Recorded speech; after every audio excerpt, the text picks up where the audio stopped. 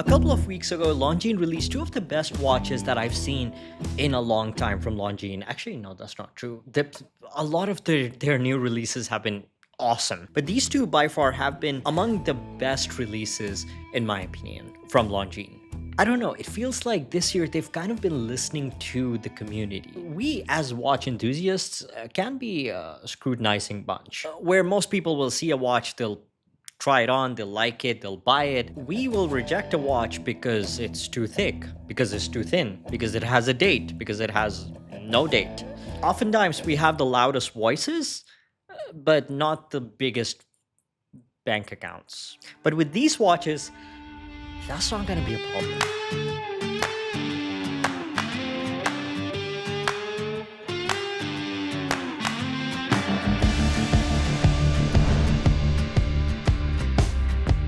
Welcome back to the channel. My name is Abdullah and I talk about watches, and today I'm talking about a brand that's close to my heart. Last month, Longines released one of the best modern flyback chronographs and one of the best everyday style watches with an aviation spirit.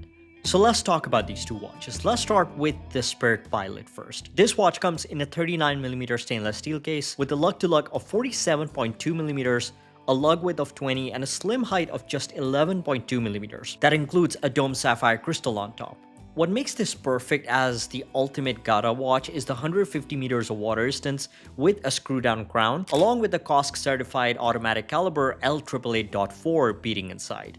The case is mostly satin brushed, but with mirror polished touches along the beveled edges. But there are more than a few differentiating factors that give this watch its own personality. The 5-star logo is gone, the date window is gone, giving us a cleaner look. And then there are the gold touches on the hands, the applied numerals, the railroad minute track, that some might find a bit too vintagey, but when it's on your wrist, it's not overbearing. I find touches of color to add a bit of character to the watch, but I'm going to talk about that in a minute because I feel like that's a subjective take, and I would like to see some changes there in the future. Now, at first glance, this may appear like a simple field watch, but what makes this themed around aviation has more to do with its historical roots than its current appearance. The large crown, the excellent legibility, the anti-magnetic chronometer, great caliber, these were all features that made Pilot watches technically a level above the more humble field watch.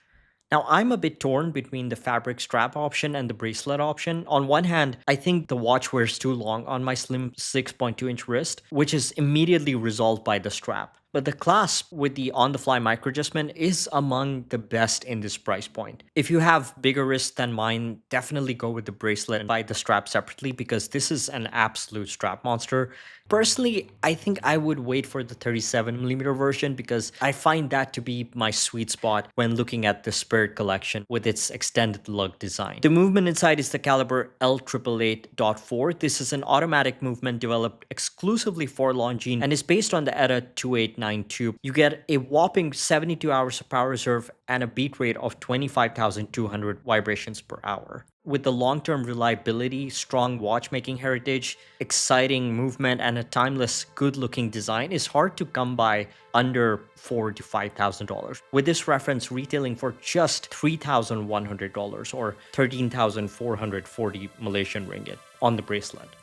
The case of the Spirit Pilot Flyback is now more compact than the previous generation of the Spirit Flyback, not just in size but across dimensions. Now coming in a 39.5mm stainless steel case with a thickness of 13.4mm and a lug-to-lug of 47.4mm, so very close to the Pilot Spirit in dimensions, but just with a slightly thicker case, which is a standard for a flyback chronograph. I go as far as saying that this is among the best proportioned mechanical chronographs that you can find at this price point, or even at a higher price point. There's a reason why I don't own a mechanical chronograph, because typically they wear a bit too big on my wrist, but that's not a problem here. Plus, here you not only get a box sapphire crystal on top, but also a sapphire exhibition case back, through which you can see the well-decorated Longines caliber L792.4, which too is a high-precision COSC certified caliber. But in the case of the Pilot Flyback, we have a manual wind column wheel chronograph caliber, offering 68 hours of power reserve when fully wound, whilst beating at 4 Hz, which makes this even more impressive.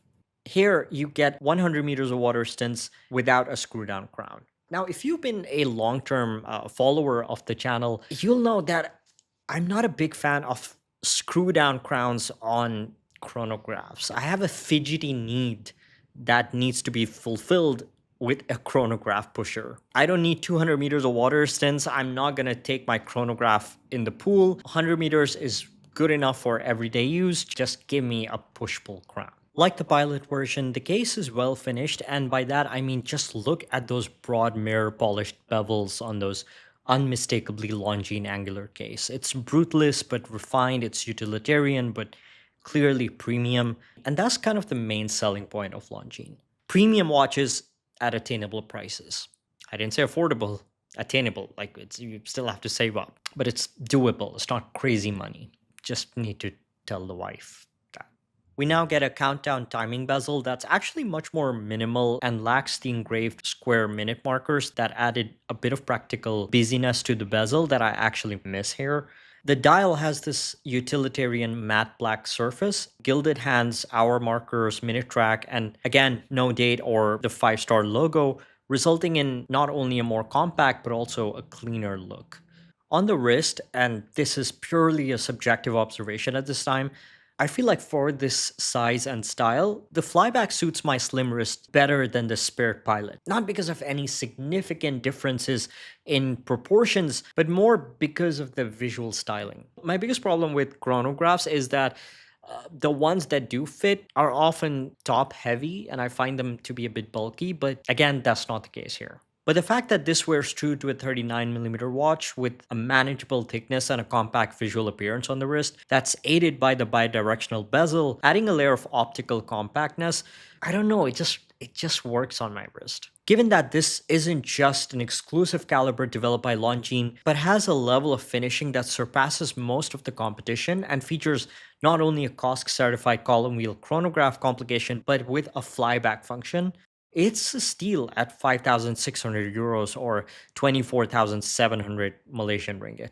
Now, please do not mix bargain with cheap in this case. Most of you will not need a watch because of this. So spending any amount of money on a watch can be seen as luxury, can be seen as extra spending that you don't really need, but it's a hobby. It's a desire. So that makes it a luxury purchase, be it a Christopher Ward or a Longines, a Tudor, whatever it is. It'll be different for different people. But compared to how much more expensive watches with similar specs can get, this is what you would call good value proposition. Now, these watches are near perfect. I would say 99% perfect, in my opinion. But I feel like I would want to see two major changes. One is that I would like to see at least a 37mm option, especially for the Pilot Spirit collection.